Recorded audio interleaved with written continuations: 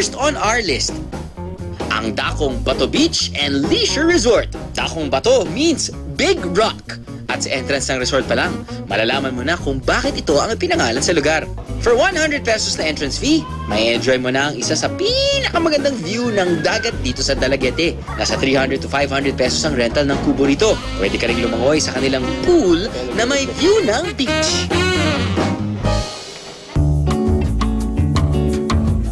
Next on our list, ang Ocean Bay Resort. Meron tong 120-meter long shoreline for a relaxing walk on the beach. At pag ganitong summer, kalmado ang tubig. Perfect for a swim. 100 pesos lang ang entrance fee dito. Sa mga gustong mag-dive, pwede silang mag-visit dire sa Dalaget. Naatay mga dive site dire na pwede natin i-explore.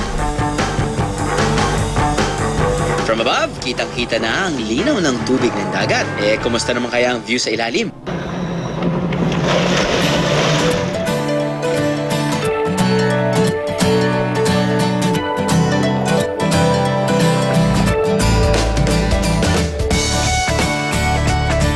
Ang diving kasi, you need to explore the underwater world. Ma-face-to-face po mga isda, mga creatures. Pero hindi naman kami masyadong mataas ang presyo. May ano rin kami, may discount sa mga local divers kaysa sa mga international divers. They are all welcome. And last but not the least, ang ipinagmamalaki ng mga Dalagit noon na Malaburake raw na beach nila.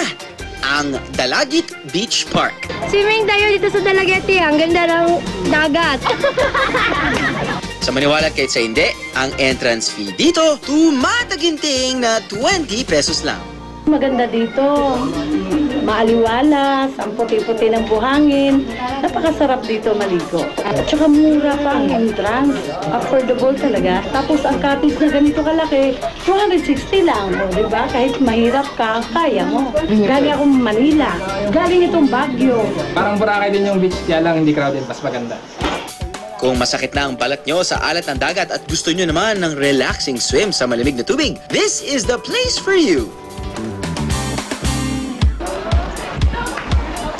Sa beach ka na, meron ka pang springs. Nandito tayo ngayon sa Obong Springs, mga 4 kilometers away from our resort and 4 kilometers away from the munisipyo. Pwede na tayong lumangoy. Babayad lang ngayon 5 pesos. 5 pesos lang? No problem. Look at that. No minute wasted.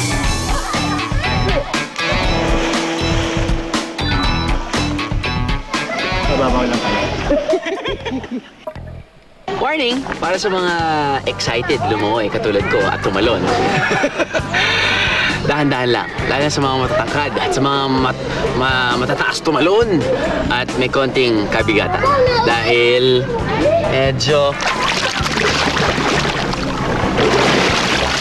rocky ang kanyang floor. So dahan-dahan lang kayo.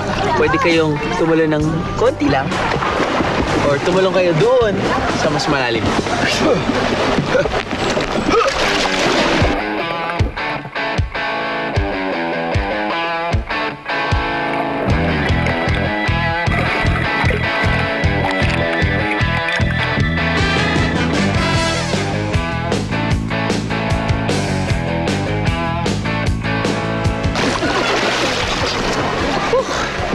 Every summer, panalo talaga pag mag-swimming ka sa beach or sa swimming pool. Pero, the best kapag mag-swimming ka sa cold springs.